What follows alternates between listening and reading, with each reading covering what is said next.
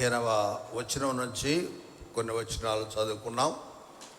ఈరోజు ధ్యానము 14వ అధ్యాయం 15వ వచనం. దేవుడు మోషేతో అంటున్నాడు, నీవేళ నాకు మొరపెట్టుచున్నావు, సాగిపోవుడి అని ఇశ్రాయేలీలతో చెప్పుము. ఈరోజు అంశము సాగిపోవుడి. సాగిపోవుడి అంటే గో ఫార్వర్డ్, ముందుకు వెళ్ళు, ముందుకు వెళ్ళు. మనవాళ్ళు కొంతమంది చెప్తుంటారు, సాగదీసి పాడతాడు రా అని. సాగదీసి పాడతాడంటే ఇప్పుడు మనం పాడామే అట్ట. ఏం పాట పాడాం? చిన్నది ఎట్ట పాడాం? సాగదీసి పాడాం కదా. మొదట్లో పాడినంత హుషారు, వాయిద్యం కూడా, కీబోర్డు కూడా స్లోగా ఏదో. ఎందుకట? మొదట్లోనే హుషారుగా రావయ్య యేసునాదా అంటే ఎట్ట పడతాం. ఇప్పుడు ఏమైంది? రావయ్య యేసునాదా సాగదీయడం అన్నమాట. అంటే నిదానంగా స్లోగా. అంటే ఏది, నువ్వు ఎందుకు వస్తావులే స్వామి, నువ్వు రావద్దు, మేమేదో నీరసంగా పాడుతున్నావు అని కదా. రావయ్య అంటే ఎట్ట పిలకాల, ఎట్ట పిలవాలి? రా రా రా అంటే ఆతృతగా, ఆవేశంగా. ఎట్లా అంటే సండే స్కూల్ వాళ్ళు వస్తారు పాట పాడడానికి. చూసారా మీరు వాళ్ళని? ఎట్ చేస్తారు వాళ్ళు? పరిగెత్తుకుంటూ మైకులు గడిపోతారు.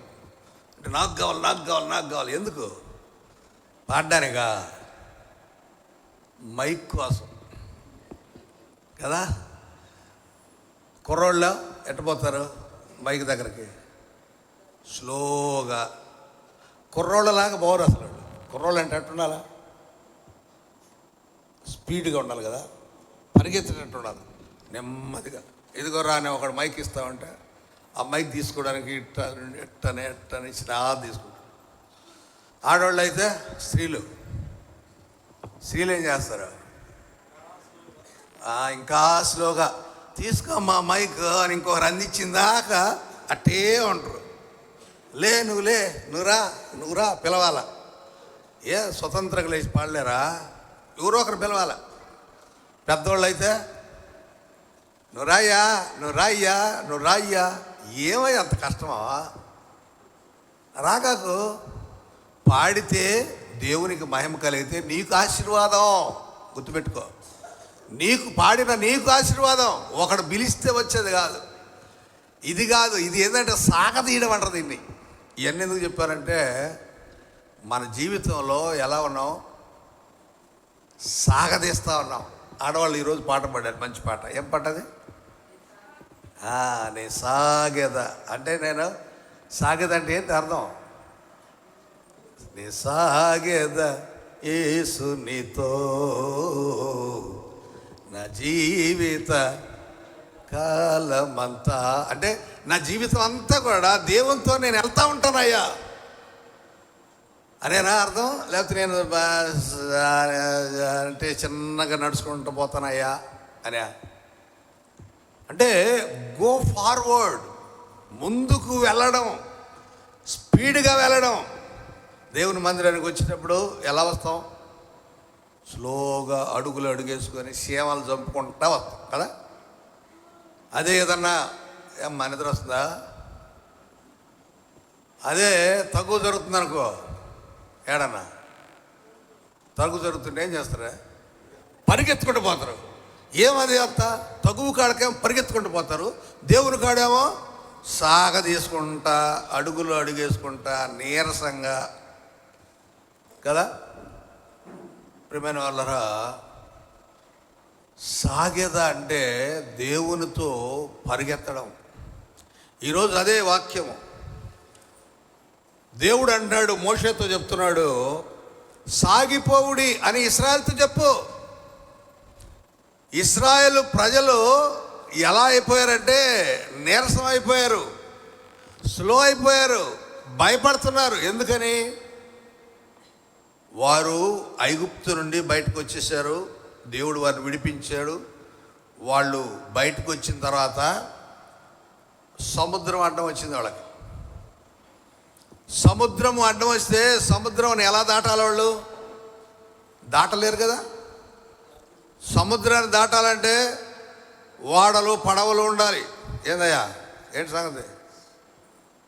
నేను కొద్దిసేపు ఆపేస్తాను ప్రసంగం, మీరు మాట్లాడుకోండి ఎవరైనా.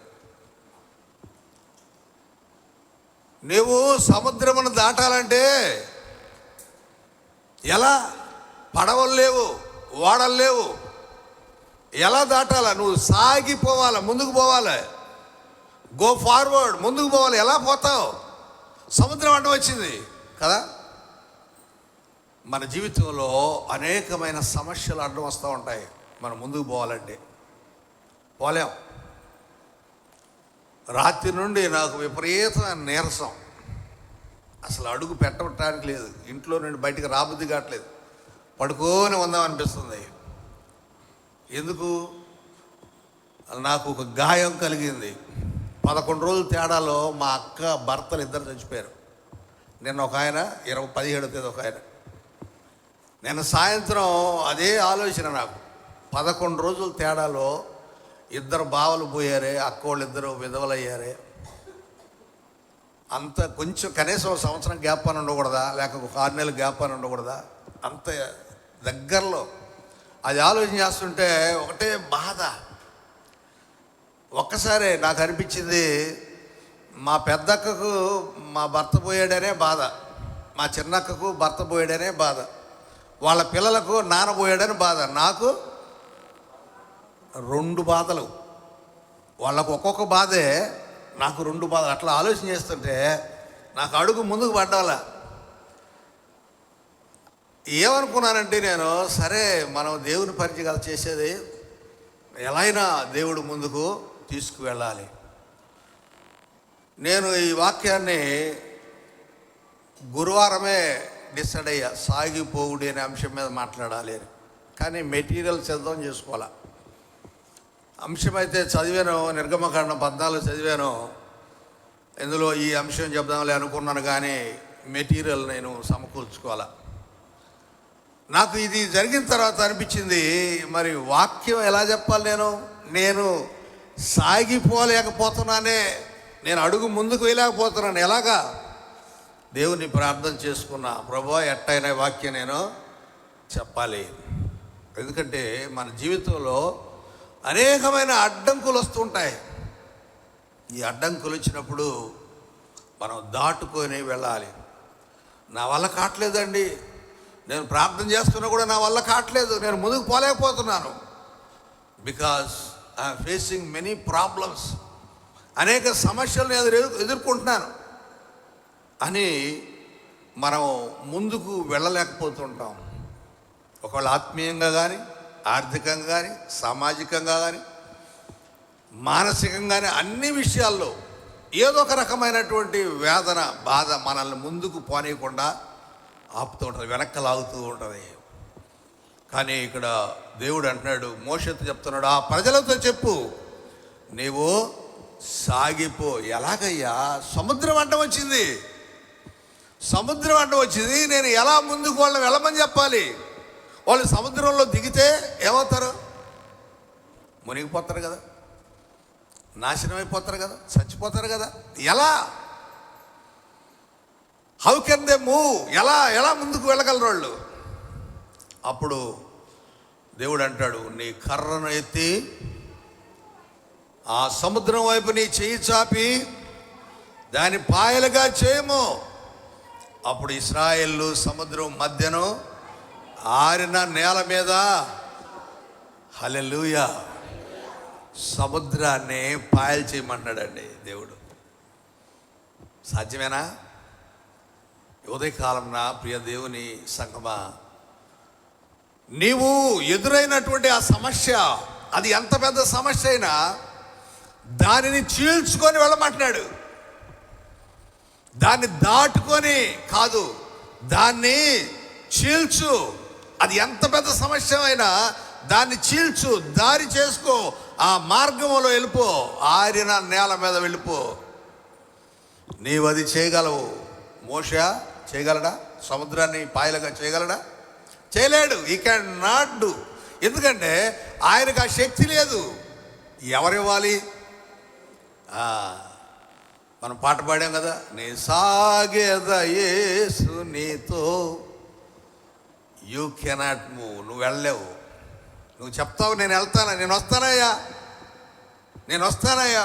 ఒక యవనస్తుడు అడిగాడు, నిత్య జీవమునకు వారసుడినకుటకు నేనేం చేయాలి? నిత్య జీవానికి వారసుడు కావాలి. నేను ఏం చేయాలా అంటే, నిత్య జీవంలోకి నేను వెళ్ళాలి. నేనేం చేస్తే వెళ్ళగలను? ప్రభు అన్నాడు, ఆజ్ఞలన్నీ అనుసరిస్తున్నావా? అనుసరిస్తున్నానయ్యా. అయితే నీ ఆస్తి అమ్మి బేదలకి ఇచ్చి నన్ను వెంబడించు. చేయగలమా? పనే చేయగలమా? మన ఆస్తిని అమ్మి బేదలకి ఇచ్చి యేసు ప్రభుని వెంబడించాలా? ఏమండి? ఒక సేవకుడు అడిగాడు, నేను చాలా కష్టంలో ఉన్నాను, బాధలో ఉన్నాను, ఆర్థిక ఇబ్బందులతో ఉన్నాను, నేనేం చేయాలి? దేవుడిని అడుగుతున్నాను. దేవుడు నాకు జవాబు ఇవ్వట్లేదు. దేవుడు నాకు సొంత సంఘాన్ని కట్టుకోమని చెప్తున్నాడా? అంటే సొంత సంఘం కట్టుకుంటే ఏంటి లాభం? వచ్చే డబ్బులన్నీ మనకే వస్తాయి, అంతేగా. దశమ భాగాలు కానీ కానుకలు ఇంకా చర్చికి పోవు, అన్నీ ఆయనకే వస్తాయి. ఇంకేముంది? ఆయన ఒక సతీష్ కుమార్ లాగానో, ఒక స్టీఫెన్ పాల్ లాగానో, చాలామంది సేవకుల జాన్ ప్రదీప, జాన్ వెస్లీ లాగా, జాన్ పాల్ లాగా చాలామంది. జాన్ పాల్ అంటే మన జాన్ పాల్ కదా, ఒక హైందవ క్రైస్తవుడు, అంటే హిందువుగా ఉండి క్రైస్తవుడు అయ్యాడు జాన్ పాల్ అని యూట్యూబ్లో చూస్తూ ఉంటారు మీరు. సో వీళ్ళందరూ కూడా సొంత చర్చిలు కట్టుకొని సొంత డబ్బులు వసూలు చేసుకుంటూ డబ్బులన్నీ వాళ్ళే వాడుకుంటూ, అంటే కొంత సంఘానికి పెడుతున్నారు, కొంత ప్రజలకు పెడుతున్నారు. పెట్టడం లేదని అనట్లేదు మనం, కానీ తాను సమృద్ధిగా తింటూ, దేవుడు నిన్ను పెమ్మారెడ్డిపాలెంలో గ్రామంలో సేవ చేయని పంపిస్తే నీకు డబ్బు కావాలా, నేను ఇంకా సంపాదించాలి నేను అనుకుంటే అది కరెక్టేనా? ఏమండి? కాదు కదా. నేను సేవ కోసం వచ్చాను అని నువ్వు అన్నావు కదా, దేవుడు నిన్ను సేవ కోసం పంపించాడు అన్నావు కదా. ఒక డబ్బే కావాలంటే సిటీస్కి వెళ్ళు, పెద్ద స్థలానికి వెళ్ళు, పెద్ద సంఘంలో పో, ఆడ ఒక 50,000 జీతం ఇస్తారు. అంటే ఎందుకు నేను ఆ మాట తెలియజేస్తున్నా అంటే, ఆ సేవకుడు అంటున్నాడు, ఒకనాడు దేవుని పిలుపు మేరకు వెళ్ళినవాడు ఇప్పుడు డబ్బు చాలట్లేదు, నాకు కుటుంబం మెయింటైన్ అవ్వట్లేదు, నేను సొంత సంఘం కట్టుకోవాలి. నేను అడిగాను, దేవుడు నిన్ను సొంత సంఘం కోసం పిలిచాడా? ఓ సంఘంలో పని చేయడానికి పిలిచాడా? సంఘంలో పని చేయడానికి. మరి సంఘంలో పని చేయి. పుట్టించిన వాడు పోషించడా? నీకు నీ జీవితానికి, నీ భార్యకు, నీ బిడ్డలకు, నీ కుటుంబానికి పోషణ ఇవ్వడా ఆయన? పశువులకు ఇచ్చాడే. పనికి వాళ్ళ గడ్డి కూడా బతుకుతుంది దేవుని నామంలో. అంటే నువ్వెందుకు బతకలేకపోతున్నావు అంటే, నువ్వు నాకు బిడ్డలు ఉన్నారే, వాళ్ళని నేను పోషించాలా, వాళ్ళ భవిష్యత్తు కావాలా, డబ్బు కావాలా అని ఇప్పటి నుండి నీకు ఆశ కలిగిందనమాట.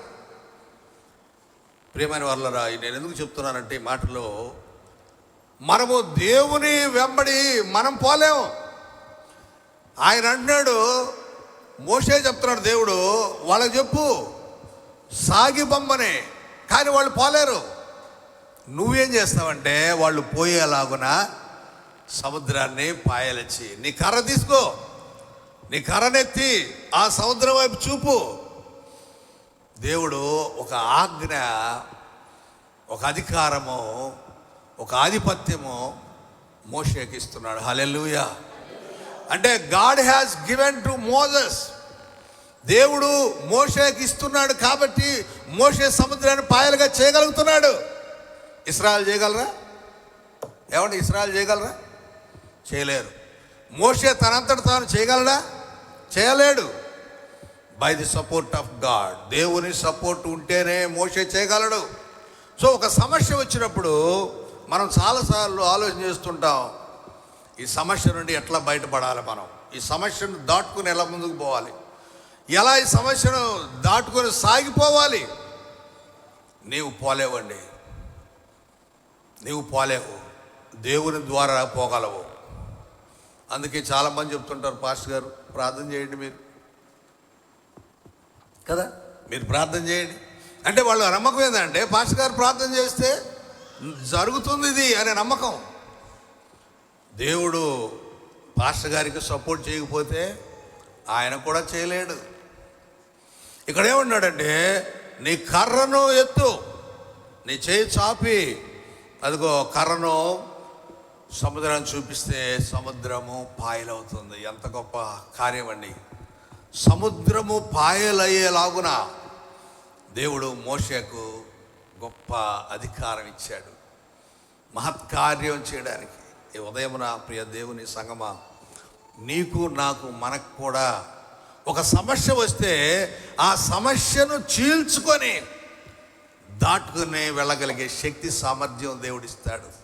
డోంట్ వర్రీ, భయపడకు, బాధపడకు. అది ఎలాంటి సమస్య అయినా, అది ఆర్థిక సమస్య, అది కుటుంబ సమస్య, అది సామాజిక సమస్య, లేక అది నీ ఆత్మీయ సమస్య, అది ఏదైనా కావచ్చు.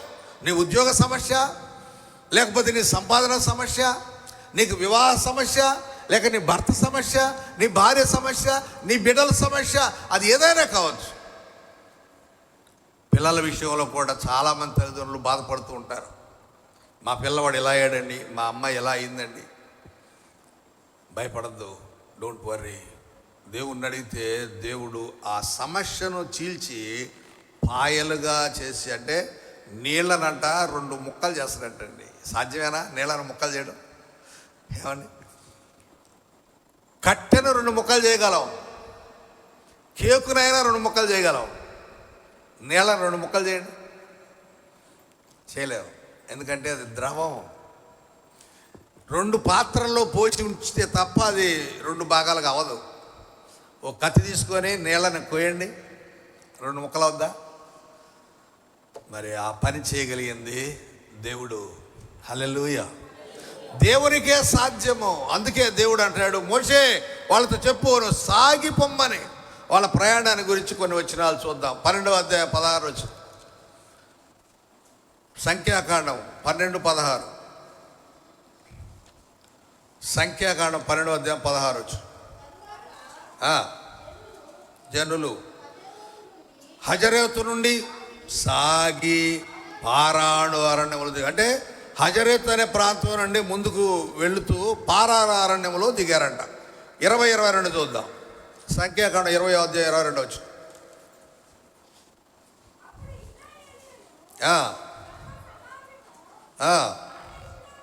కాదేశులో నుండి సాగి హోరు కొండకు వెళ్ళారట. తర్వాత ఇంకొక వచ్చిన 21వ అధ్యాయం, సంఖ్యాకాండం 21:10 నుండి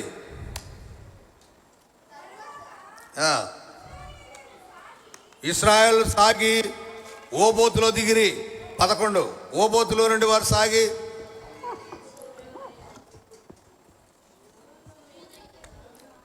తర్వాత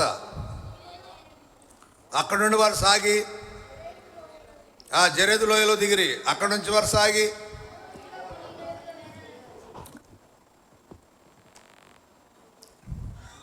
తర్వాత మీరు బైబిల్ చదవట్లే అసలు కదా. బైబిల్ చదివితే తప్పులు చదువుతారా? బైబిల్ ముందు చదివితే తప్పులు చదవరు. తప్పులు చదువుతున్నారంటే ఇంతకుముందు ఆ బైబిల్ చదవలేదన్నమాట మీరు. నేను ఒకసారి మళ్ళా మధ్యలో అడుగుతున్నాను అనుకోకండి. 66 గ్రంథాల పేర్లు ఎంతమందికి వచ్చు? 66 గ్రంథాల పేర్లు 1 2. ఇప్పుడు అడుగుతా, చేతులు ఎత్తే సరిపోదా? చదవండి, నేర్చుకోండి. 66 గ్రంథాలు వరుసగా ఆది కాండం నుండి మలాకి, అలాగే మత్తయి నుండి ప్రకటన. అప్పుడే మీరు ఈజీగా ఉంటుంది. ఈ బుక్స్ పేర్లే కాదు, లోపల మ్యాటర్ కూడా చదవాలి. పాత నిబంధనలో కొన్ని ఇట్లాంటివి చదవాలంటే చాలామంది భయపడిపోతున్నారు. చదవడానికి తప్పులు చదివేస్తున్నారు. బైబిల్లో తప్పులు చదివేస్తున్నారు. ఉన్న అక్షరాన్ని తీసేసి ఇంకోటి కలిపేస్తున్నాడు. ఎట్లా వస్తుంది అర్థం కాదు. అది ఎట్లా వస్తుంది? అది ఏమంటే యేసు ప్రభు అని ఉందనుక అక్కడ యెహోవా అని చదివేస్తున్నారు. ఎలా వస్తుంది అంటే కంటికి అది యేసు ప్రభు పోయి యెహోవా కనిపిస్తుందా? అంటే టెన్షన్ పడుతున్నారు, భయపడుతున్నారు. ఎందుకు భయం? పరిశుద్ధ గ్రంథం బైబిలే కదా.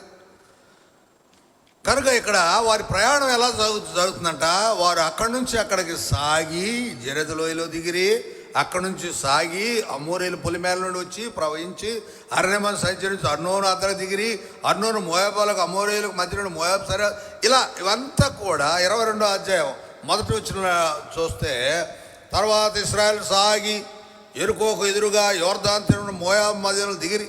అంటే వాళ్ళ ప్రయాణం ఏమవుతుందంటే సాగుతూ ఉంది. సాగుతూ ఉందంటే దాని అర్థం ఏంటంటే సాగదీశారని కాదు, కంటిన్యూ అవుతుందని, గో ఫార్వర్డ్, ముందుకు నడుస్తున్నారు అని. ఏమంటే క్రైస్తవ జీవితం ఎలా ఉంటుంది? ముందుకు నడుస్తున్నట్టుందా, వెనక్కి లాగుతున్నట్టుందా? క్రైస్తవ జీవితం ఎప్పుడు కూడా వెనక్కి లాగుతూనే ఉంటుంది. ఎందుకని? లోకంలో జీవిస్తున్నాం కదా, లోక సంబంధమైన పోకడ, లోక సంబంధమైన ఆశలు, లోక సంబంధమైన కోరికలు కదా. ఉదాహరణకి ఈరోజు ఆదివారం దేవుని మందిరానికి వెళ్ళాలి మనం.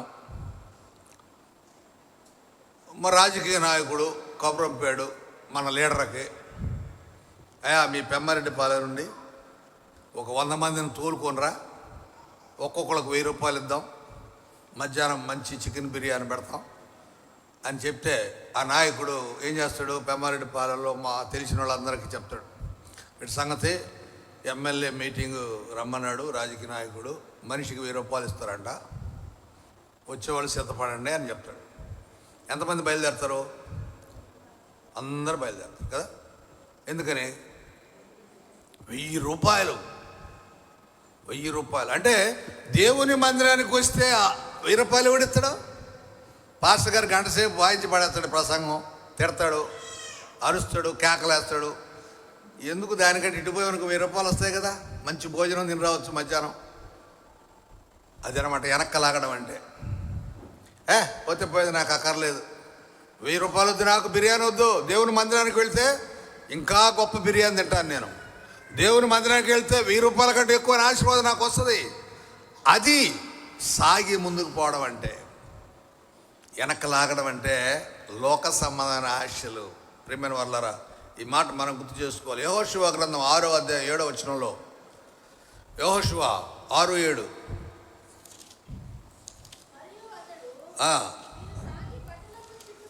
మీరు సాగి పట్టణమును చుట్టుకొనుడనియు యోధులు యెహోవా మందసమునకు ముందుగా నడవలనియు.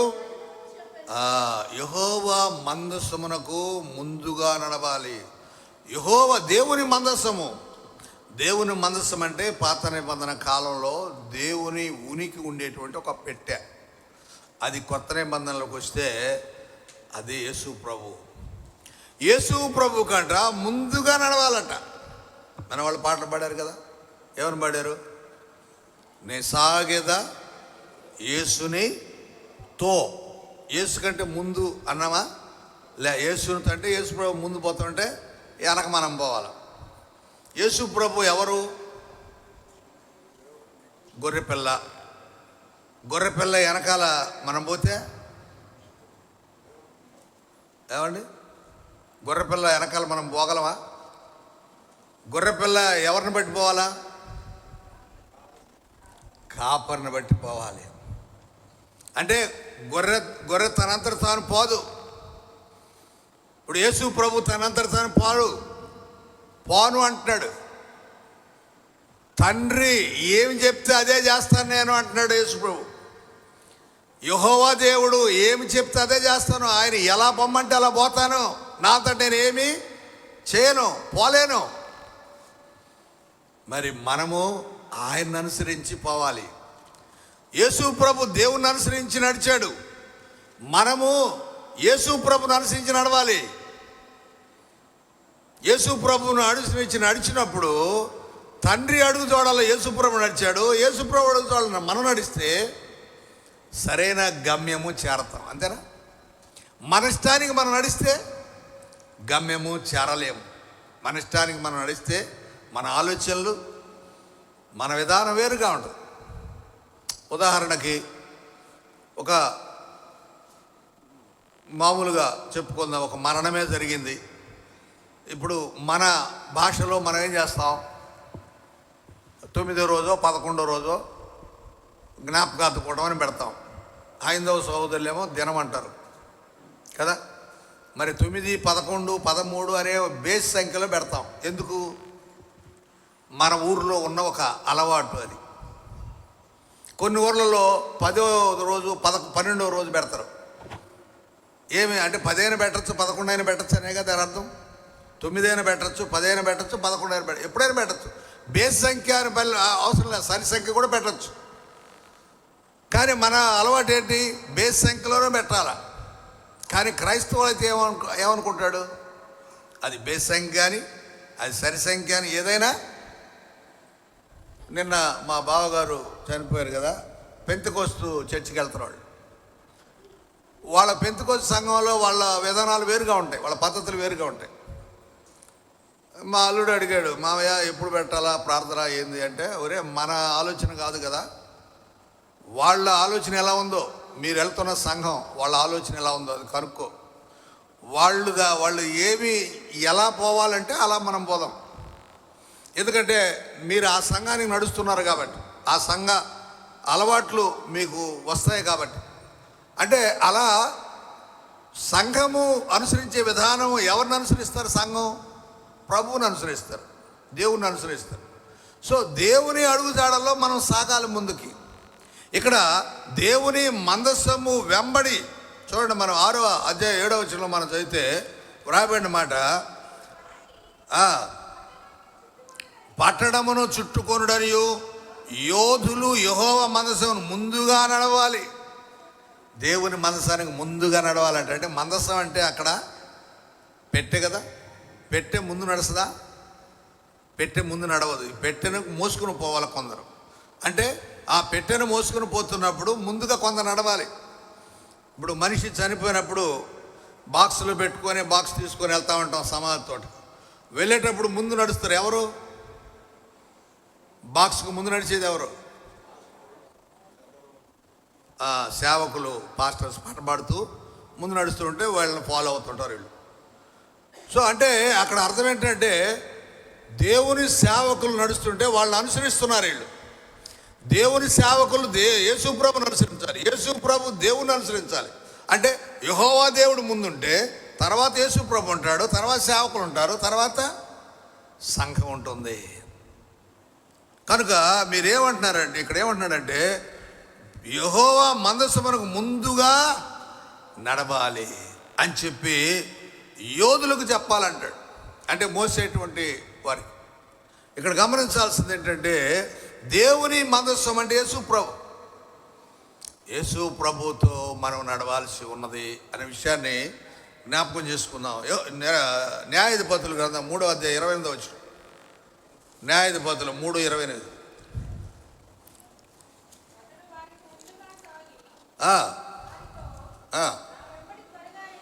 నా వెంబడి త్వరగా రండి, మీ శత్రులైన మోయాబీలను యెహోవా మీ చేతికి అప్పగించున్నాడు.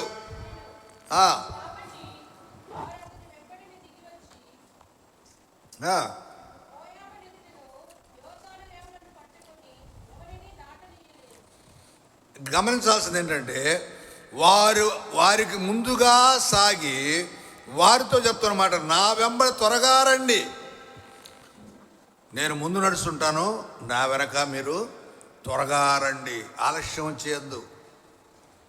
దేవుని దగ్గరకు వెళ్ళేటప్పుడు ఆలస్యం చేయొద్దండి.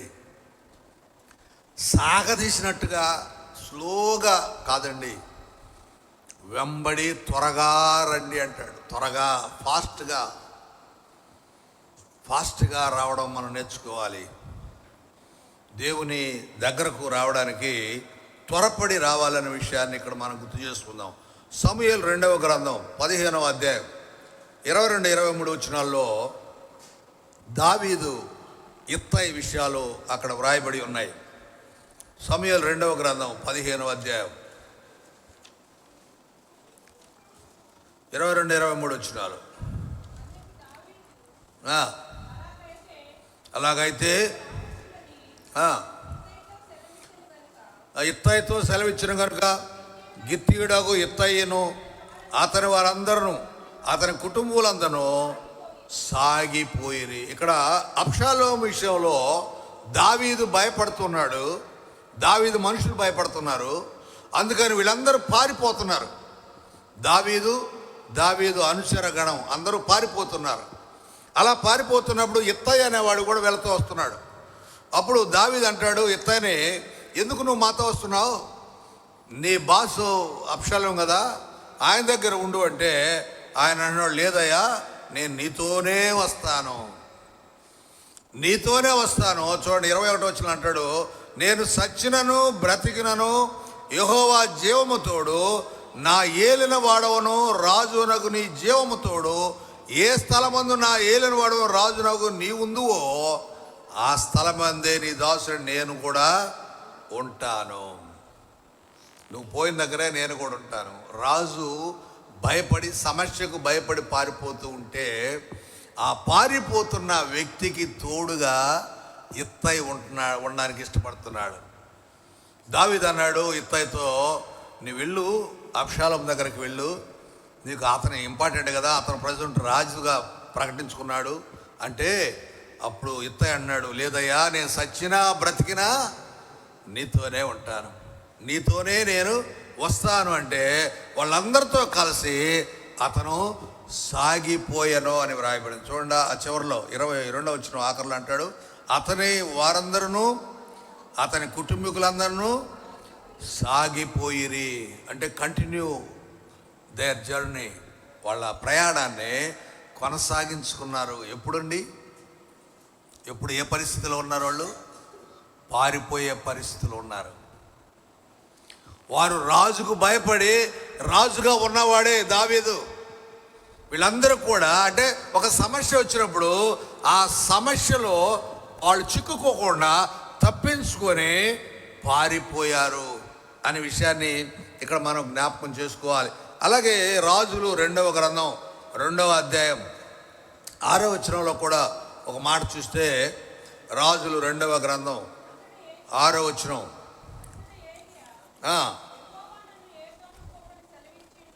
యెహోవా నన్ను యోర్దానుకు పొమ్మని సెలవిస్తున్నాడు కాబట్టి నీవు దయచేసి ఇక్కడనే ఉండుమని ఎలీషాతో అనగా, అతడు అంటున్నాడు, యెహోవా జీవము తోడు, నీ జీవము తోడు, నేను నిన్ను విడువను అని చెప్పాను కనుక వారిద్దరూ ప్రయాణమై. చూశారండి, అక్కడ ఇత్తయి దావీదు ఒకరికొకరు కలిసి సాగి ప్రయాణం చేశారు. ఎందుకంటే అక్కడ ఇత్తయితో దావీదు చెప్పాడు, నువ్వు వెళ్ళు, వెనక్కి వెళ్ళిపో, నువ్వు రాజు దగ్గర ఉండంటే ఆయన అన్నాడు, నేను సచ్చినా బతికిన నీతోనే అన్నాడు. వాళ్ళిద్దరు కలిసి సాగి ప్రయాణం చేశారు. ఇక్కడికి వచ్చినప్పటికీ ఎలీషాతో అంటున్నాడు, దేవుడు నన్ను యోర్దానుకు పొమ్మన్నాడు, నువ్వు ఇక్కడే ఉండు అంటే ఎలీషా ఏమన్నాడు? యెహోవా జీవము తోడు, నీ జీవము తోడు, నేను నిన్ను విడువను అని వాళ్ళిద్దరూ కలిసి ప్రయాణమై సాగి వెళ్ళారు. దేవుని సేవకునితో మరొక సేవకుడు, వారిద్దరూ కలిసి సాగిపోయారు. ఈనాడు క్రైస్తవ్యంలో కానీ సేవకత్వంలో కానీ ఇద్దరు కలిసి ప్రయాణాలు చేస్తున్నారా? ఏమండి, ఇద్దరు కలిసి ప్రయాణం చేస్తారా? చేయడంలా, ఇద్దరు కలిసి ప్రయాణం చేయడం లేదు. ఎందుకంటే ఒక వరలో 2 కత్తులు ఇవ్వడం అంటారు కదా, వీళ్ళు కత్తులు అనమాట. క్రైస్తవులు కానీ సేవకులు కానీ కత్తులు, 2 కత్తులు ఒక వరలోనే పెట్టాలంటే కుదరడం వల్ల లోపల ఏమంటారు, తొడికిసలాడుతుంటున్నారు. రెబ్కా గర్భంలో 2 ఉన్నారు. ఎవరు చెప్పండి? యాకోబు, ఏశావు. ఎవరు లోపల ఫైట్ చేసి బయటకు వచ్చారు? ముందు ఫైట్ చేసి బయటకు వచ్చింది యాకోబు కదా. మడిం పట్టుకున్నాడంట. ఏసావు మడిం పట్టుకున్నాడు. ఓయ్ నువ్వు పోగాక బయటకని, నువ్వు పోవద్దు బయటకని కాలు పట్టుకున్నాడంట. పానీ లేదంట. అంటే లోపల కడుపులో ఉండగానే నేను ముందు పోతాను రా, నేను పెద్దోడిగా పుడతాను రా అని యాకోబు పట్టుకున్నాడు అనమాట. సో అది పరిస్థితి, ఈనాటి పరిస్థితి. సేవకులు ఒకరి మీద ఒకరు, క్రైస్తవులు ఒకరి మీద ఒకరు చెప్పుకోవడమే, సాగి కలిసి ప్రయాణం చేసేది లేదు. ఇక్కడ ఏలియా అంటున్నాడు, నువ్వు కుర్రోడివి, నీకు ఇంకా ఫ్యూచర్ ఉంది, నువ్వు ఇక్కడే ఉండు, దేవుడు నన్ను రమ్మన్నాడు, నేను వెళ్ళిపోతున్నాను అంటే ఎలీషా ఏమన్నాడు, లేలే నువ్వు ఏడకపోతే నేను కూడా అక్కడికే వస్తాను. ఏమండి, అదే మాట ఇంకొకరు అన్నారు. ఎవరు చెప్పగలరా? నువ్వు పోయిన కాడికి నేను వస్తాను. ఆడవాళ్ళు బాగా గుర్తుంది, చెప్తున్నారు. రూతు ఏమంటుంది? నీ దేవుడే నా దేవుడు, నువ్వు ఎక్కడికి పోతే అక్కడికి, నీ జనమే నా జనం. ఎవరమ్మా అనేది? ఇప్పుడు ఏ కోడళ్ళు అంటున్నారు నీ జనం నా జనం అని? కోడలు ఏమంటుంది? ఏమో ముసలేమా, మా అమ్మోళ్ళ ఇంటికి పోయేస్తా. ఆయన చెప్తాడు, అయ్యో మా అమ్మోళ్ళ ఇంటికి పోయేస్తా, నువ్వు జాగ్రత్తగా ఉండు ఇంటికాడ కదా. నిన్న మా ఒక అమ్మాయి వాళ్ళ భర్త కోసం ఎదుగుతూ ఉంది. నేను అడిగా, ఏమ్మా ఎందుకు నిఘా చేసావా ఏంది వాడి మీద అని అడిగా. నవ్వుతూ ఉంది. ఆడవాళ్ళంట ఎక్కడికి పోయినా ఎవరిని చూస్తారు తెలుసా? తెలీదా? ఆడవాళ్ళు ఎవరి మీద నిఘా వేసి ఉంచుతారు? భర్త మీదరా. ఎందుకు? ఎటు పోతాడు, ఎవరిని చూస్తాడు, ఎవరు ఆయన్ని పిలుచుకుంటారో. ఆడవాళ్ళకి ఎందుకండి అంత అనుమానం? అడిగిపోతాడు, భర్త మీద నమ్మకం లేదు మనకే. సో ఆ రూపంలో వాళ్ళు కనిపెడతా ఉన్నారు. ఇక్కడ ఎలీషా అది కాదు, రూతు అది కాదు. రూతు ఏమంటుందంటే, అత్తమ్మా నువ్వు ఎక్కడ పోతే అక్కడే నేను, నీ జనమే నా జనం, నీ దేవుడే నా దేవుడు. నేను ఎప్పటిదాకా మోయాబు సంబంధించిన దాన్ని, ఇక నుండి నేను బెత్లెహేము నీకు సంబంధించిన దాన్ని.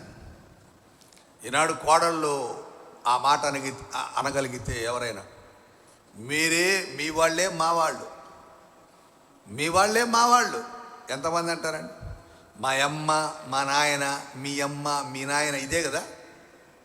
ఇదే ఈనాటి కాలంలో ఎవరు, ఈనాడే కాదు దాదాపు ఒక 50 ఏళ్ళ నుండి ఇదే లాంగ్వేజ్. మీ అమ్మ వాళ్ళు ఎట్టున్నారు, మీ నాయన వాళ్ళు ఎట్టున్నారు. ఒకవేళ ఉదాహరణకి పురుషుడు ఉన్నాడు, వాళ్ళ అమ్మకాడ పోయించాడు అనుకో, భార్య అడగదు సామాన్యంగా, మీ అమ్మ ఎట్టుందని అడగదు, అత్తమ్మ ఎట్టుందని అడగదు. చాలాసేపటికి ఏమైనా అనుకుంటాడేమో అడగకపోతే అని, ఏయా మీ అమ్మ ఎట్టుందా, ఏ అత్తమ్మ ఎట్టుందంటే నీ సొమ్మంత పోద్దా అనలేరు, అత్తమ్మ అనలేరు. అదేందో కానీ దయచేసి మారండి. క్రైస్తవులు అలా ఉండకూడదు. అత్తమ్మ ఎలా ఉంది ఆప్యాయంగా అంటే భర్తకి ఎట్లా ఉంటుంది? అబ్బా నా భార్య ఎంత మంచిది, మా అమ్మనే అత్త అన్నదే కదా. అవును, భర్త ప్రేమని మీరు పొందాలంటే ఆడవాళ్ళు, అదే మీ టెక్నిక్. భర్త ప్రేమను పొందాలంటే వాళ్ళ తరపు వాళ్ళని నా వాళ్ళు అనుకోవాలి. నువ్వు ఓ భర్త అక్కో చెల్లో అన్నో తమ్ముడో ఉంటూ వాళ్ళని నా వాళ్ళు అనుకోవాలి. అయ్యా బావగారు ఎలా ఉన్నారు, బాగున్నారా, వదినమ్మ ఎలా ఉంది, బాగుందా. సో అలా మాట్లాడితే ఆటోమేటిక్గా అతనిలో నా భార్య అంత మంచిది అని రూపాయి ప్రేమించేవాడు ఇప్పుడు 10 రూపాయలు ప్రేమిస్తాడు, 100 రూపాయలు ప్రేమించేవాడు 1000 రూపాయలు ప్రేమిస్తాడు. 1000 రూపాయలు చీర చాలు అనుకున్నవాడు 10,000 చీర తీయిస్తాడు. మన వాళ్ళకి ఆ తెలివి లేదు. ఆడవాళ్ళకి వాళ్ళు మనసులో నుండి వచ్చేదే కదా అది.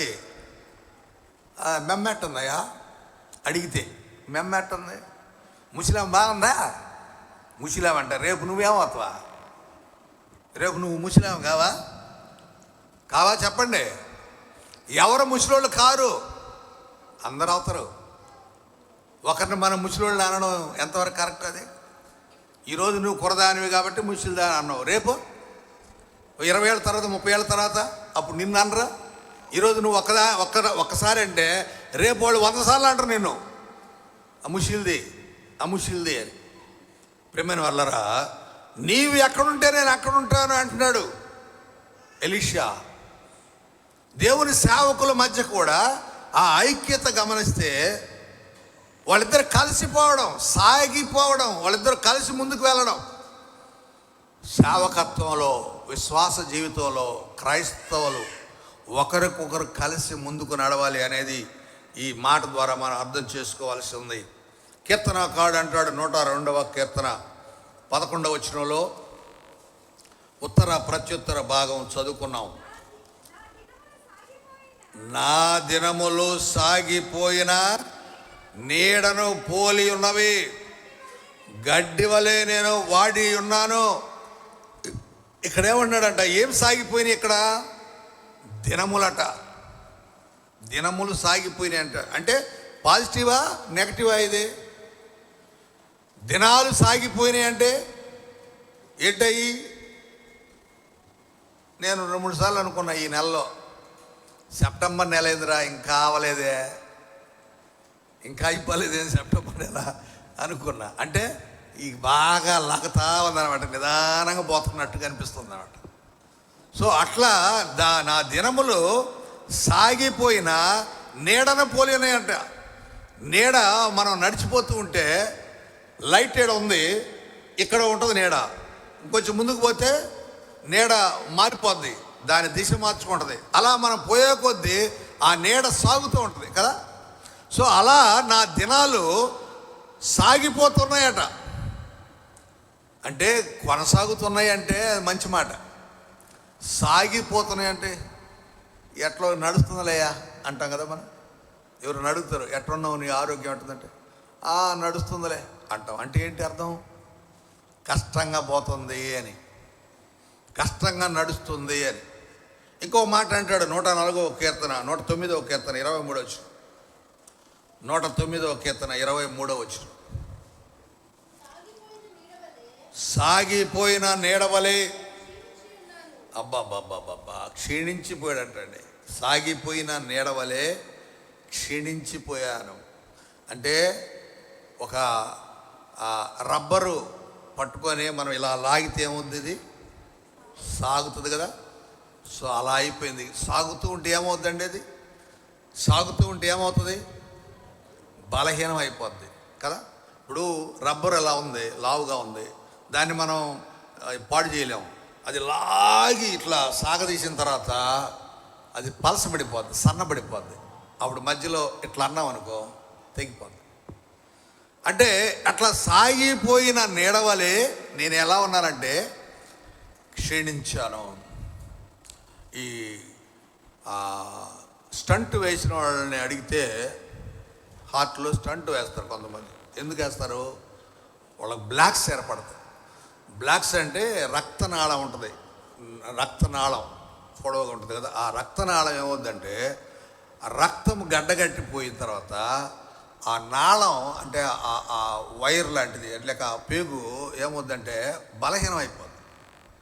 ఎందుకంటే రక్త ప్రసరణ జరుగుతూ ఉంటే ఆ తోలు బాగానే ఉంటుంది, కరెక్ట్గా ఉంటుంది అనమాట. ఆ పేగు యొక్క తోలు ఎప్పుడైతే స్టాక్ రక్తం అట్లా నిలబడిపోయిందో ఆ తోలు ఏమవుద్దంటే బలహీనం అయిపోయి పలసబడిపోద్ది. పలసబడిపోయాక ఏమవుతుంది తెలుసా? కట్ అయిపోద్ది, హోల్ పడిపోద్ది. హోల్ పడిపోయినప్పుడు ఇక రక్త ప్రసరణ జరగదు. ఇప్పుడు మా బావ వాళ్ళిద్దరికీ బ్రెయిన్లో అదే జరిగింది. రక్త ప్రసరణ వెళ్ళేటువంటి ఆ వైరు అది బ్లాక్స్ చేరిపోయి కట్ అయిపోయింది. ఏమైనా హోల్స్ పడిపోయిన దానికి రక్త ప్రసరణ ఆగిపోయింది. ఈ రక్త ప్రసరణ ఆగడం వల్ల ఇక్కడ నుంచి మెసేజ్ వస్తుంది బాడీకి.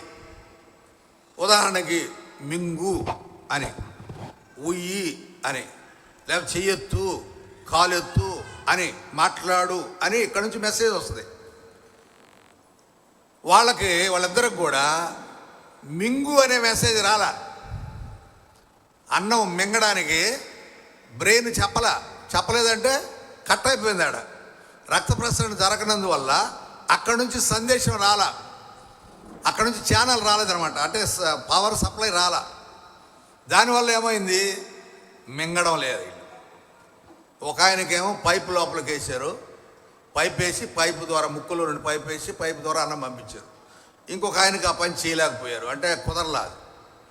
మొత్తం మీద అలా జరిగిపోయింది. కొన్ని రోజులు బెడ్లో ఉన్నారు, చనిపోయారు. అలాగే ఇక్కడ మనం గమనించాల్సింది ఏంటంటే ఆ నీడ ఈ దినముల యొక్క ఏమంటాడు 23 వచ్చిన సాగిపోయిన నీడ వల్లే నేను క్షీణించి ఉన్నాను.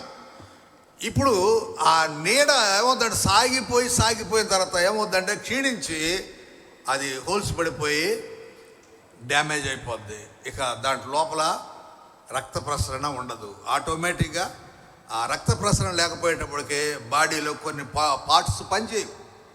అదనమాట. సో అలాగా నా జీవితం అంతా కూడా ఏమంటున్నాడు, సాగిపోయిన నీడవలే నేను నా జీవితం ఇలా అయిపోయింది అని భక్తుడు అంటున్నాడు. మార్క్స్ సువార్త 2వ అధ్యాయం 23 వచ్చిన ఒక మాట చూద్దాం. మార్క్స్ సువార్త 2వ అధ్యాయం 23 వచ్చిన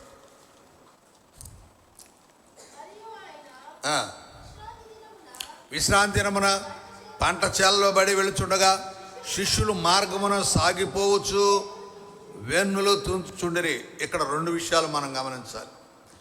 ఈ ఒక్క పాయింట్ వరకు అయితే మనకేమర్థం అవుతుంది. 23వ వచనంలో వారు పంట చేలలో బడి వెళుచుండగా శిష్యులు మార్గమున సాగిపోతూ ఉండగా వెన్నులు త్రుంచుచుండిరి. అంటే వీరు ప్రయాణమై యేసు ప్రభుతో కలిసి వెళుతున్నారు. ఎక్కడికి వెళ్తున్నారు? సువార్త ప్రకటించడానికి వెళ్తున్నారు. యేసు ప్రభుతో పాటు పరిచర్యలో వెళుతూ ఉన్నారు. బాగా అర్థం చేసుకోవాలన్నమాట. వాళ్ళు వెళుతూ ఉన్నప్పుడు ఎక్కడ వెళ్తున్నారు? వాళ్ళు పొలాల్లో నుండి వెళ్తున్నారు, పంట చేలలో నుండి వెళ్తున్నారు. పంట చేలలో పడి వెళుతూ ఉన్నప్పుడు మనుషులు ఏం చేస్తారు జనరల్గా? ఉదాహరణకి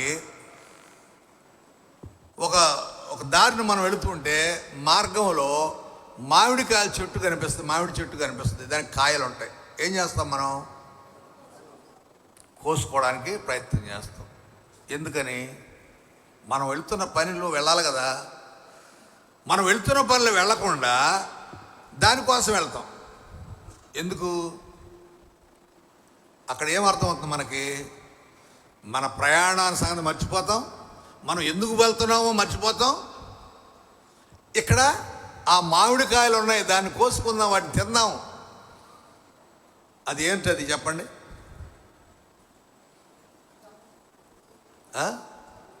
స్వార్థం, ఆశ. ఎవరిదో చెట్టు ఆడకపోయి నువ్వు కాయలు కోసుకుంటావు. మా ఇంటి దగ్గర పూల చెట్లు ఉన్నాయి, గులాబీ చెట్లు, పూలు పోస్తాయి వాటికి. మేము వచ్చేటప్పుడు భలే ఉంది పువ్వు అనుకుంటాం. పాస్టర్ అమ్మ ఏం పెట్టుకోదు, చూసుకొని ఆనందిస్తూ ఉంటుంది. తిరిగి మనం పోయేటప్పటికే అవి ఉండవు. ఏమవుతాయి? ఆ పక్కన వాళ్ళు ఎవరో చూస్తారు, బాగా ఎర్రగా ఉంది, భలే ఉందరా అనుకొని పోయి కోసుకుంటారు, తల పెట్టుకుంటారు. ఆడవాళ్ళు పూలు అంటే ఆడ గమనించాల్సింది ఏంటంటే వాళ్ళు వెళ్తున్న పని కాదు ముఖ్యం. వాళ్ళు వెళుతూ ఉన్నప్పుడు కనపడిన దాన్ని తీసుకుందామనే ఆశ, లోక సంబంధమైన కోరిక. యేసు ప్రభుత్వం నడిచి వెళ్తుంటే, పంటశాలలో వాళ్ళు వెళ్తుంటే వెన్నులు తోంచడం ఏంటి? ఇప్పుడు అవేంటాయి? కంకులు, మొక్కజొన్న కంకులు లేదా జొన్న కంకులు, ఇలాంటి కంకులు ఉంటాయి కదా. మేము చిన్నప్పుడు ఉన్నప్పుడు మా అమ్మమ్మ గారి ఊరు పోయేవాళ్ళం. మేము ఆ ఊరికి పోతామంటే దారిలో నడిచిపోవాలి. మేము ఒక ఊరు దగ్గర దిగి అన్ను నడిచిపోవాలి. లోపల 4 మైళ్ళు నడిచిపోతుంటే దారిలో అన్ని జొన్న తోట ఏమన్నా కంకులు కనిపిస్తూ ఉంటాయి. ఇక మేమేం చేస్తాం? అటు ఇటు చూసేది, ఎవరు లేరు అనుకొని ఒక కంకి కోసుకొని తింటా ఊరికి వెళ్ళేవాళ్ళు. జొన్న కంకులు అంటే మెట్ట పొలాల్లో పండింది అనమాట. సో అలా చేస్తూ ఉంటాం. దాని అర్థం ఏంటంటే యేసు ప్రభుతో నడుస్తున్నటువంటి మనము, యేసుతో వెళ్తున్న శిష్యులు ఏం చేస్తున్నారంటే, ఒకవేళ వాళ్ళకి ఆకలేసి ఉండొచ్చు. ఆకలేసినందువల్ల తర్వాత అంటాడు, వాళ్ళకి ఆకలేసింది కాబట్టి వాళ్ళు తిన్నారయ్యా, తప్పేం లేదని యేసు ప్రభు అంటాడు. ఇక్కడ మనకు అక్కడ ఆ విషయం మనకు అక్కర్లేదు. కానీ మనం గమనించాల్సింది ఏంటంటే, వాళ్ళు వెళ్తున్న పనిని, ఆ వెళ్తున్న పనిలో, ఆ సాగిపోతున్న విధానంలో వారు తమ పనిని పక్కన పెట్టేసి కడుపు చూసుకున్నారండి. కడుపు చూసుకున్నారు. మనం ఉపవాస ప్రార్థనకు వస్తాం, 12 గంటల నుండి 4 గంటల దాకా ప్రార్థన చేస్తాం కదా. ఎవరికి ఆకలేదు, వేస్తుందా? ఆకలేదు. మధ్యలో ఎవరో ఒకరు డ్రింక్ తెస్తారు కదా. వాళ్ళ ఉద్దేశం ఏంటంటే, ప్రార్థనలో పాపం అలసిపోయి ఉంటారు, ప్రార్థన చేసి వాళ్ళు డ్రింక్ ఇద్దామని కొంతమంది ఏదో కమిట్మెంట్తో తెస్తారు. మంచిదే, అది తప్పేం లేదు. సో అలా అనమాట. మధ్యలో బ్రేక్ దేనికోసం? డ్రింక్ కోసం, టీ కోసం. ఆల్ నైట్ అయితే టీ బ్రేక్, పగలేమో డ్రింక్ బ్రేక్. క్రికెట్ మ్యాచ్లో కానీ వాళ్ళు ఆడుతూ మధ్యలో డ్రింక్ బ్రేక్స్ అని ఇస్తూ ఉంటారు అట్లా. సో మనం సాగుతున్నప్పుడు, కొనసాగుతున్నప్పుడు, కంటిన్యూ అవుతున్నప్పుడు ఒక బ్రేక్ అనేది, అది ఎందుకు ఇక్కడ బ్రేక్ వచ్చిందంట? ఆహారం. వాళ్ళు ఆకలిగా ఉన్నారు. ప్రియమైన వాళ్ళరా, నువ్వు కంటిన్యూ అవుతున్నప్పుడు నీకు ఇంకా వేరే ఆలోచన ఉండకూడదు. నువ్వు నడిచిపోతున్నప్పుడు, ఒక పని మీద వెళ్తున్నప్పుడు వేరే ఆలోచన ఉండకూడదు. అది ఇక్కడ మనం గుర్తు చేసుకోవాల్సినటువంటి సత్యము. 14వ అధ్యాయం, మార్కు సువార్త 14:35 ఒక మాట చూద్దాం. మార్కు సువార్త 14వ అధ్యాయం 35. వారు కొంత దూరము సాగిపోయి నేల మీద పడి సాధ్యమైతే తన యొద్దను తొలగిపోవాలని ప్రార్థన చేస్తుండెను. యేసు ప్రభు గురించి చెప్పండి మాట. గెత్సెమనే తోటకు వెళ్ళినప్పుడు అక్కడంట కొంత దూరము సాగిపోయి, అంటే కొంత దూరం ఫార్వర్డ్, గో ఫార్వర్డ్ అనమాట. కొంత దూరం అంటే బాగా వెళ్ళారు, హ్యాపీగా వెళ్ళాడు. కొంత దూరం వెళ్ళిపోయి అక్కడ పోయి నేల మీద పడిపోయాడు. అక్కడ ప్రార్థన చేస్తున్నాడు, సాధ్యమైతే ఈ గిన్నె నా యొద్ద నుండి తొలగించుము.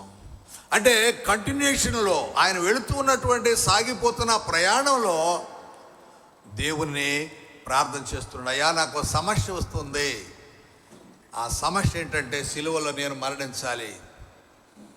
సిలువలో మరణించే ఆ గడియ నీ చిత్తమైతే రాకుండా చేయి, తీసేయమని అడగచ్చు యేసు ప్రభు. తండ్రి, ఈ పని నేను చేయలేనయ్యా, నా వల్ల కాదు, నేను చనిపోలేను అని ఆయన చెప్పచ్చు. కానీ ఆయన చెప్పట్లేదు. ఏమంటున్నాడు ఆయన? నీ చిత్తమైతే, నీకు ఇష్టమైతే ఈ గడియ నుండి నన్ను తప్పించు. సాధ్యం కాదు. దేవుడు ఏమన్నాడు? సరేలే అన్నాడా? అనలేదు. జస్ట్ విన్నాడు, ఊరుకున్నాడు. సరేలే బాబు, నేను చూసుకుంటానులే అన్నాడా? అనలేదు. సరే తీసేస్తాను అన్నాడా? అనలేదు. లేలే నువ్వు అనుభవించాల్సిందే అన్నాడా? అనలేదు. ఏమండి, ప్రభు అయితే ప్రార్థన చేశాడు. అలా దానికి నో ఆన్సర్ వచ్చిందా? జవాబు రాలేదు. ఎందుకు రాలేదు? అది దేవుని చిత్తమో కాదు. చాలాసార్లు మనం కూడా ప్రార్థన చేస్తూ ఉంటాం, మనకు అవసరమైంది ఏదో అడుగుతూ ఉంటాం. దేవుని చిత్తంలో లేకపోతే దానికి ఆన్సర్ రాదు. ఆన్సర్ రాలేదంటే మీరు అర్థం చేసుకోవాలి, ఆన్సర్ రాలేదంటే ఇది దేవుని చిత్తమో కాదు అని అర్థం చేసుకోవాలి. ఒకవేళ ఆన్సర్ వచ్చిందా, దేవుడు చెప్తాడు, నీ వద్దురా నాయన అంటాడు, ఇది చెయ్యి అంటాడు. నేను 89లో బ్యాంకు ఎగ్జామ్ ఒకటి పాస్ అయ్యా. ఇంటర్వ్యూ కోసం తిరుపతి వెళ్ళా. పోయేటప్పుడు ప్రార్థన చేసుకుని వెళ్ళా, అయ్యా నీ చిత్తమైతే నేను ఇంటర్వ్యూలో సక్సెస్ అయ్యి జాబ్ పొందుకోవాలి, నీ చిత్తమైతే అని ప్రార్థన చేశాను. ఆ రోజు నాకు దర్శనం వచ్చింది, ఒక దర్శనం. ఏమిటి? ఆ రాత్రే నేను ఎక్కువ లేచి బయలుదేరి పోవాలి ఇంటర్వ్యూకి. ఆ రాత్రి నాకు ఆన్సర్ వచ్చింది, ఒక దర్శనం. ఏంటి ఆ దర్శనం అంటే, నాకు తెలిసిన ఒక ఆయన బస్సు పైన క్యారియర్ ఉంటుంది కదా, అక్కడ లగేజ్ వేస్తా ఉన్నాడు. నేను వెళ్ళి ఆయన అడుగుతున్నా, అన్నా ఆ లగేజ్ వేసే ఆ కూలి పని నాకు కూడా ఇయ్యి అని అడుగుతున్నా. ఆయన అంటున్నాడు, లేదయ్యా నీకు ఈ పని కాదు, నీకు దీనికంటే గొప్ప పని నియమించి ఉంది అని చెప్పాడు. బతిలాడా. ఆయన అన్నాడు, లేదు నీకు ఈ పని కాదు, ఈ పని నువ్వు చేయలేవు, ఈ పని ఇది కాదు, నీకు వేరే పని ఉంది అన్నాడు. మెలకు వచ్చింది, లేచాను. వెంటనే అనుకున్నా, ఓహో నేను ఈరోజు ఇంటర్వ్యూకి వెళ్తున్నాను, ఇంటర్వ్యూలో మనకు ఉద్యోగం రాదు. ఇక మా పాస్టర్ అమ్మ అయితే, అయ్యో ఖచ్చితంగా నీకు ఉద్యోగం రావాలా, బ్యాంకులో ఉద్యోగం అంటే, అప్పట్లో ఉన్న ఆలోచన ఏంటంటే బ్యాంకు ఉద్యోగం అంటే వెంటనే ఇల్లు కట్టుకోవచ్చు, తక్కువ వడ్డీతో లోన్ ఇస్తారు. ఆమె మీకు జాబ్ రాగానే మనం ఇల్లు కట్టేసుకుందాం అంది. అన్న నేను మనసులో ఏముంది, దేవుడు ఇవ్వడు, పోకపోతే ఇంట్లో వాళ్ళు ఒప్పుకోరు, ఇది చెప్పామనుకో వాళ్ళు నమ్మరు, అది కళ్ళే తోసి అంటది. వెళ్ళాను, పోయాను. అక్కడ పోయిన తర్వాత ఇంటర్వ్యూలో మా పక్కన వాళ్ళందరూ చెప్పారు, నువ్వు ఇలా చెప్పు ఇలా చెప్పు ఇలా చెప్పు అని. నేను అక్కడ పోయి వాళ్ళు చెప్పమన్న అబద్ధాలు ఒక్కటి చెప్పలా, నిజాలు చెప్పా. వాళ్ళన్నారు మంచిదయ్యా పోయిరా అన్నారు. అంటే నిజాలు చెప్తే బ్యాంకులో అంతా కూడా బ్యాంక్ ఎంప్లాయీస్ ఎలా ఉండాలంటే డూపు ఉండాలంట. నెలకు ఒక 50,000 సంపాదిస్తున్నానయ్యా ట్యూషన్లో అని చెప్పాలంట. అని చెప్తే ఇతను మంచి హార్డ్ వర్కరు, ఇతను ఉద్యోగం లేకుండానే ఇంత సంపాదించాడంటే బ్యాంకులో జాబ్ ఇస్తే ఇంకా బాగా సంపాదిస్తాడు అని నమ్ముతారు అని వీళ్ళు చెప్పారు నాతో ఉన్నవాళ్ళు. కానీ నేను అవేం చెప్పలా. ఏం చేస్తున్నావు అని అడిగితే ఖాళీగా ఉన్నానని చెప్పా. వాళ్ళు అన్నారు మంచిదయ్యా పోయిరా అన్నారు. ఖాళీగా ఉన్నామంటే వాళ్ళ ఉద్దేశం ఏంది, ఈడు సోంబేర్రా, ఈడు వల్ల కాదు అని వాళ్ళ ఉద్దేశం వచ్చేది. అంటే నిజం చెప్పాను, అంటే దేవుడు పలికించాడు అలా. సో అలా తప్పిపోయింది. ఎందుకు నేను ఈ మాట చెప్తున్నానంటే, నువ్వు ప్రార్థన చేస్తే ఆ ప్రార్థనకు జవాబు వస్తుంది. రాలేదు అంటే అది దేవుని చిత్తం లేదు. ఇప్పుడు నాకు రాకపోయినా కూడా నేను దేవుని చిత్తం లేదు అనుకునేవాడిని, కానీ వచ్చింది నాకు మళ్ళా ఆన్సర్ వచ్చి, నీకు ఈ పని కాదు, నీకు వేరే పని ఉంది. ఏమిటా పని అంటే దేవుని పని. ఆనాడు ఒకవేళ బ్యాంకులో జాబ్ తీసుకొని ఉంటే అది ఎలా ఉండేదో, కానీ ఈరోజు దేవుని ఆశీర్వాదం, దేవుని సేవ, దేవుని వాక్యాన్ని 10 మందికి చెప్పడం. ఎందుకు ఈ మాటలు మనం గుర్తు చేసుకోవాలి అంటే, మనం సాగిపోతూ ఉన్నప్పుడు ఎన్ని సమస్యలు వచ్చినా ఎన్ని బాధలు వచ్చినా కూడా వాటన్నిటినీ దాటుకొని వాటన్నిటి చీల్చుకొని వెళ్ళాలి. అందుకే అంటాడు కదా దేవుడు మోషేతో, ఏం చెప్తున్నాడు, అయ్యా నువ్వు ఇశ్రాయేలు ప్రజలకు చెప్పు ఏంటంటే, నీ చేతిలో కర్రను చాపు, సముద్రము పాయలవుతుంది. అలాగున సముద్రం పాయలైంది, వాళ్ళు నడిచిపోతున్నారు. వెనక ఐగుప్తీయులు వస్తున్నారు, ఐగుప్తు సైన్యం వస్తుంది. ఇప్పుడు మార్గ మధ్యలో మళ్ళా దేవుని మొరపెట్టాడు మోషే, అయ్యా వెనకొస్తున్నారు వాళ్ళు, మమ్మల్ని పట్టేసుకుంటారు, మమ్మల్ని వెనకలాక్కేసుకుంటారంటే అప్పుడు దేవుడు అన్నాడు, ఒకసారి వెనక్కి తిరిగి నీ కర్ర చూపు అన్నారు. వెనక్కి తిరిగితే చూస్తే జనాలు చూశాడు. దేవుని ఆజ్ఞ మేరకు వెనక వీళ్ళు దాటి వస్తున్నారు, వెనకది ఆ నీరు కలిసిపోతున్నాయి, పాయలైంది కలిసిపోతున్నాయి. అంటే ఆ నీటిలో వాళ్ళు కొట్టుకుపోయారు. హల్లెలూయా. దేవుడు తన ప్రజలను ముందుకు సాగదీస్తున్నాడు. మీరు సాగిపోండి అంటున్నాడు. అందుకే హెబ్రీయులు రాసిన పత్రికలో ఒక మాట చదువుదాం, 6వ అధ్యాయం 2వ వచనం. హెబ్రీయులు రాసిన పత్రిక 6:2.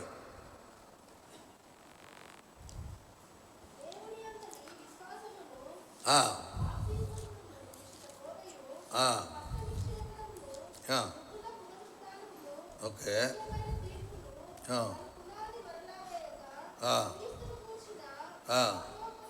మూలోపదేశం మాని సంపూర్ణమొకటకు సాగిపోదము. మనం సాగిపోవాలంటే సంపూర్ణులుగా సాగిపోవాలట. ఎలాగంటున్నాడు, దేవుని యందల విశ్వాసము, బాప్తిస్మములను గూర్చిన బోధయు, హస్త నిక్షేపణమును, మృతుల పునరుద్ధానమును, నిత్యమైన తీర్పును అను పునాది మరలా వేయక క్రీస్తుని గురించిన మూలోపదేశాలను మాని, అంటే యేసుక్రీస్తుని గురించినటువంటి ఈ మూల ఉపదేశాలు అన్నమాట. అంటే లోపలకల్లా పోయి ఆయన ఎట్ట కదా, ఆయన ఎట్ట కదా, పాత నిబంధన ఇలా కదా, కొత్త నిబంధన ఇలా కదా, ఏదో ఆదాముకి ఎంతమంది పిల్లలు, ఆదామునిగా దేవుడు చేశాడు, అవ్వనుగా దేవుడు చేశాడు, మరి కయ్యను దేశనిమ్మరయ్యాడు కదా, హేబేలు చచ్చిపోయాడు కదా, మరి వాళ్ళు అక్కడి నుంచి పెళ్లి చేసుకున్నారు. కయ్యను ఎవరిని పెళ్లి చేసుకున్నాడు? కయ్యను పెళ్లి చేసుకున్నాడు ఒక అమ్మాయినే. ఆ అమ్మాయి ఎక్కడిది? ఇవి అనమాట మూలోపదేశాలంటే. మూల ఉపదేశాలు, దాని సోర్సు మెసేజెస్. చాలామంది హిందువులు అడిగే ప్రశ్న అదే. కయ్యను అక్కడెక్కడికి పోయి ఓ అమ్మాయిని పెళ్లి చేసుకున్నాడంట. అది సృష్టించింది ఆదామునైతే అక్కడ ఇంకొక అమ్మాయి ఆడ నుంచి వచ్చింది. క్రైస్తవ విశ్వాసం ఏంటంటే ఆదాముకు పుట్టిన కుమార్తెలనే వీళ్ళు కూడా పెళ్లి చేసుకున్నారు. అంటే ఆ దినాల్లో అన్నా చెల్లెళ్ళు లేదు. ఆడ మగ జంతువులు ఎలా ఉన్నాయో అలాగే ఉన్నారు ఆ దినాలు. అందుకే అన్నా చెల్లెళ్ళు అనేది లేదు, అక్క తమ్ముడు లేదు.